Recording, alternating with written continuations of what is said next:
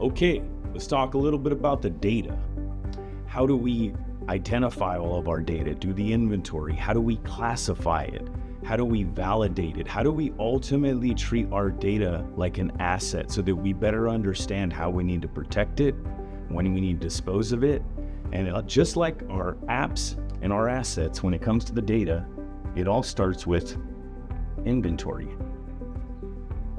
And again, what's important when we're doing the inventory of our data is that we find all the data.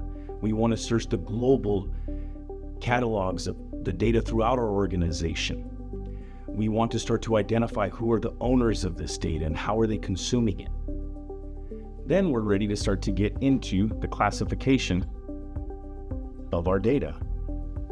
Now, during this classification phase, what's really important is that we dig deeper than the traditional classification models of confidential, internal, public. We really got to start to try to put a business context on this data. What's accounting? What's finance? What's HR? And to go a step further, what's HR workman's comp versus HR employee grievances versus HR onboarding agreements, HR insurance claims? All of these things could be stored as confidential, but in the enterprise, we often see different groups, departments, sub-departments, where the access to this data does not overlap. And this is critical to enabling us to understand how we build our controls to maximize their effectiveness when it comes to the access of that data on an ongoing basis. Now we can start to get in and really validate our data.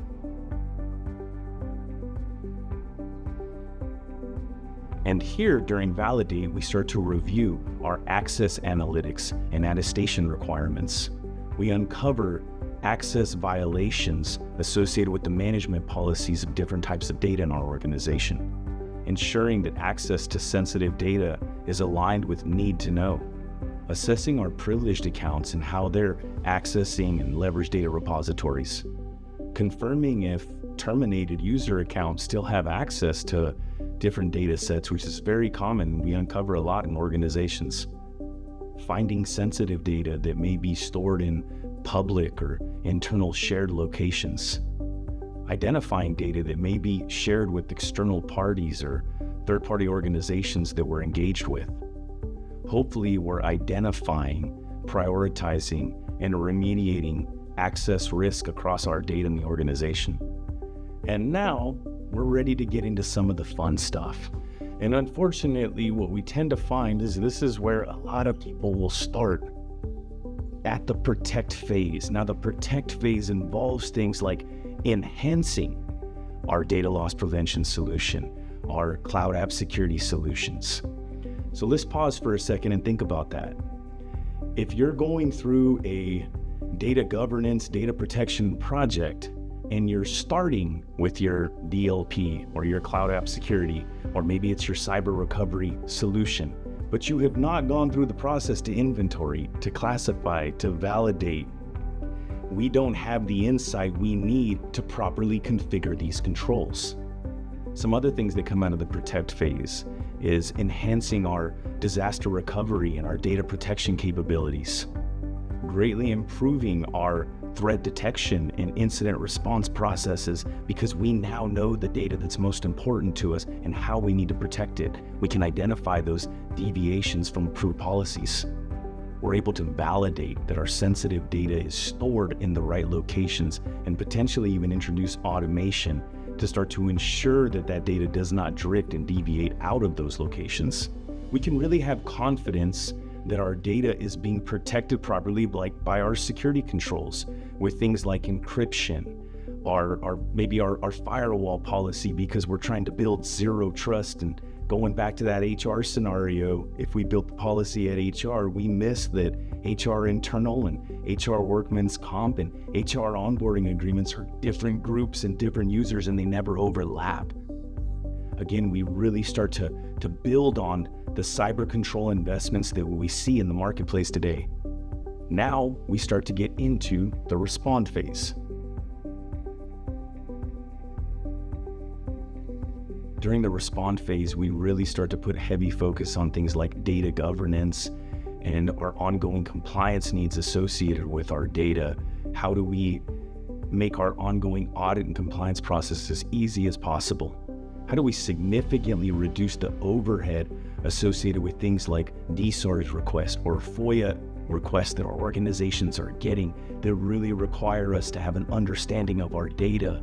Where is it? How do we access it? How do we correlate it? How do we automate those types of processes, significantly reducing burden and soft costs associated with internal resources of our organization? From here, we start to get into the retain phase. The retain phase really starts to benefit us when it comes to things like records management, identifying different types of files that are associated with specific record types, confirming the retention requirements associated with master records versus duplicate records, identifying records that are expired or coming close to expiration, where we need to have strong processes in order to execute on cleaning this data up. The retain phase ultimately helps us greatly improve our records management processes. And now we're ready to start to get into the purge phase. Now, the purge phase is really about data minimization, actually making sure we have the processes to go in and delete those expired records, which could lead to a significant reduction in storage and the costs associated with the ongoing retention of this data. Defensible disposal of expired data or abandoned data, which we're seeing more and more of in organizations. So this is a good representation of the entire data lifecycle, and I want to give a huge shout out to our partner EnvisionX for allowing me to borrow this model. I feel like it's one of the best consolidated views of everything that goes into the full data lifecycle. But the thing I want to emphasize, again, bringing it all back, is that if we don't have that full inventory, we're going to be in trouble. It's what we don't know that can often hurt us the most.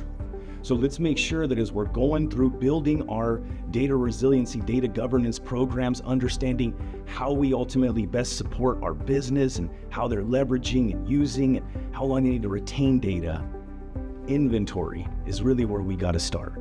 So I want to thank everybody for tuning in. This was the second session in a 3-part series. I encourage you to join the next one where we're going to try and sew all this together, focused on a risk-based approach. Thank you for your time. Have a good one.